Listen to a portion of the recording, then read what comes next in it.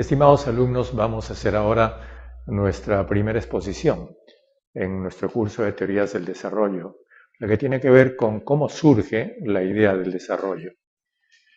Primero tengamos en cuenta el marco histórico. Tenemos la Primera Guerra Mundial de 1914 a 1918.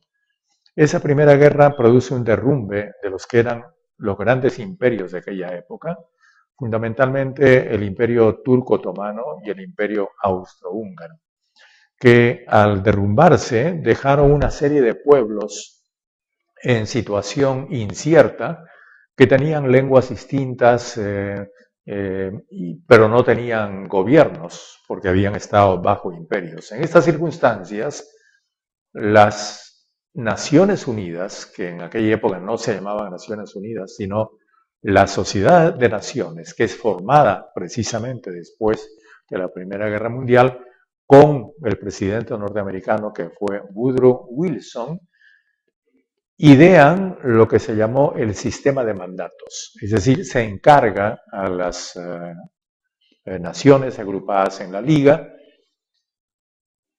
la conducción de la gran política de estas nuevas naciones que luego de haber pertenecido a los imperios se incorporaban al movimiento mundial de naciones.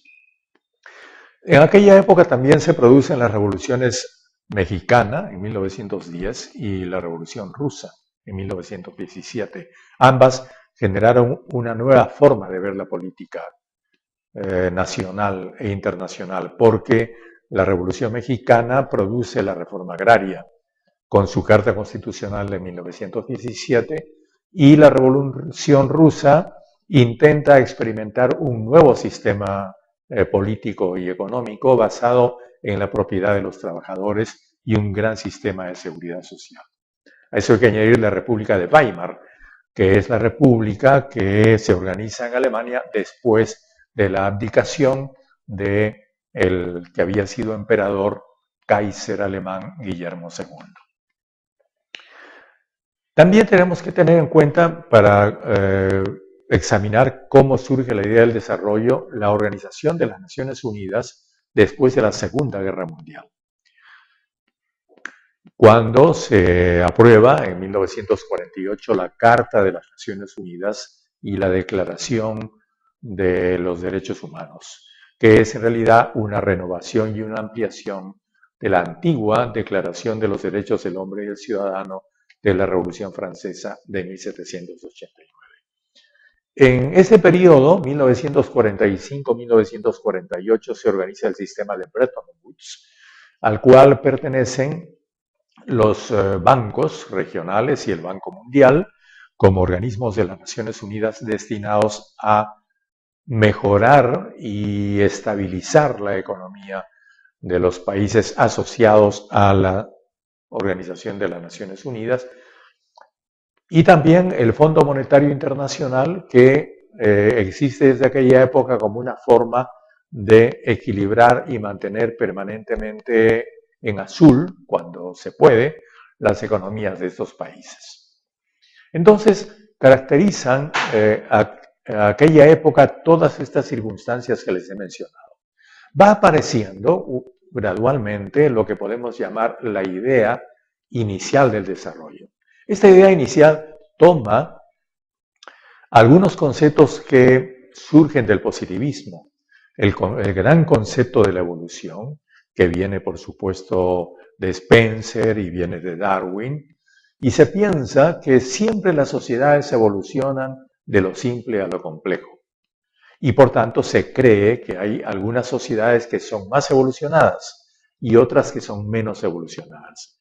A las sociedades más evolucionadas se las llama desarrolladas, que habitan países a los cuales también se llaman desarrollados.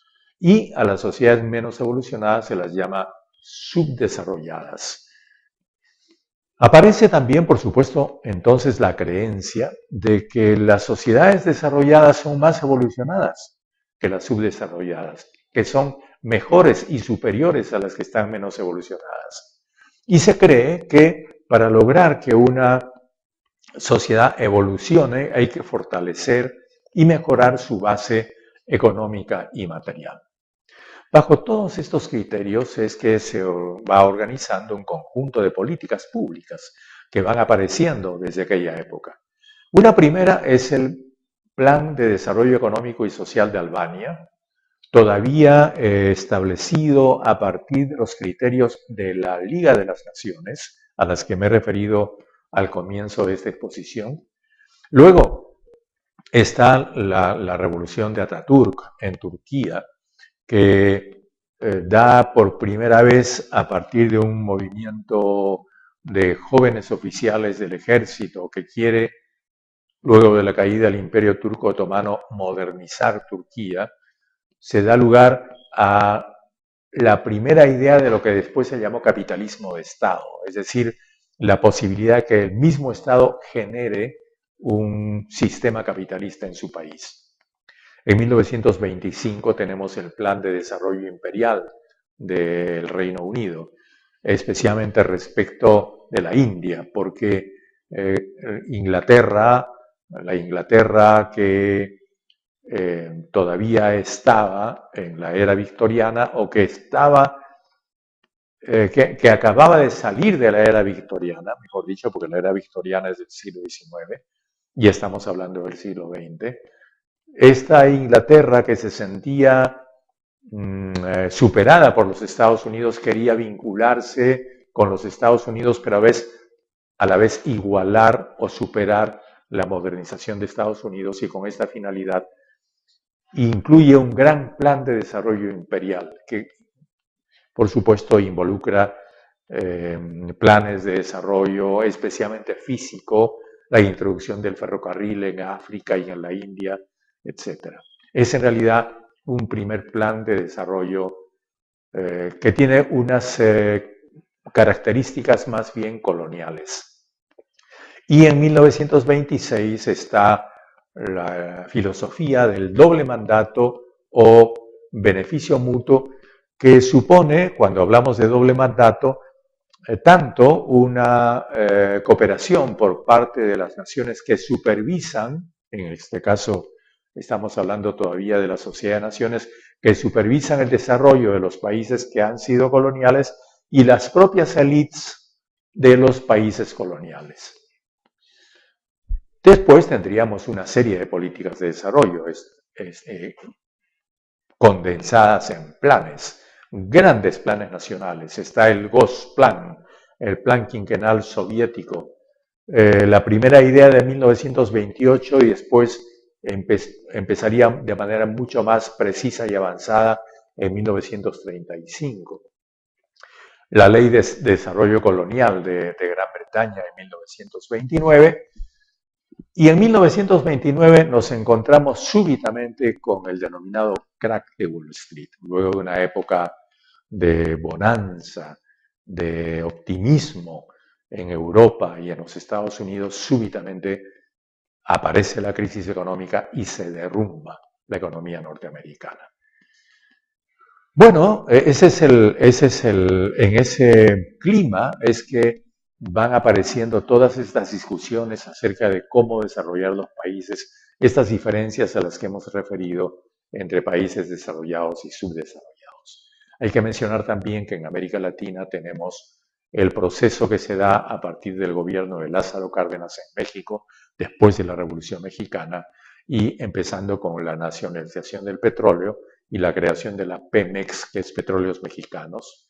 Tenemos un proceso intenso de industrialización en Brasil a partir del gobierno de Getúlio Vargas en los años 30, continuado después en los años 50 con Juscelino Kubitschek, y el proceso de industrialización que genera el gobierno de Juan Domingo Perón en Argentina en los años 50. En todo esto tenemos las ideas de John Maynard Keynes. Keynes es un economista cuyas ideas presiden todos estos planes en aquella época. Y Keynes propugna la necesidad de la intervención del Estado y el apoyo a la capacidad de gasto de los consumidores, el apoyo al consumo en vez del apoyo al ahorro. ¿Por qué? Porque Keynes creía que en la medida en que la gente consumiera más, iba a generar más empleo. porque iba a generar trabajo para las industrias. Si tenemos industrias que trabajen a full time, como a tiempo completo, como decía Keynes, entonces tendremos más ocupación, más salarios. Y si nos preocupamos porque los trabajadores se organicen y exijan mejores salarios, tendremos al mismo tiempo que una mayor producción, una mayor capacidad de consumir. Entonces, Keynes creía que esto no se podía hacer solamente con el libre mercado, como había pensado Adam Smith en el siglo XVIII, sino que tenía que, para eso, insertarse la iniciativa del Estado. Entonces el Estado debería jugar un rol promotor y corrector en el caso de que hubiese problemas dentro de toda esta situación general.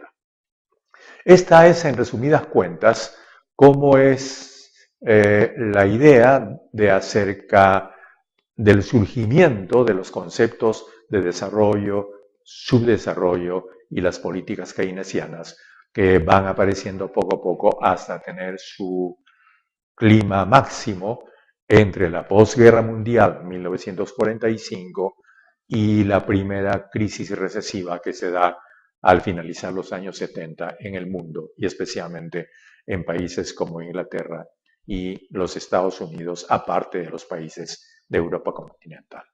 Muchas gracias.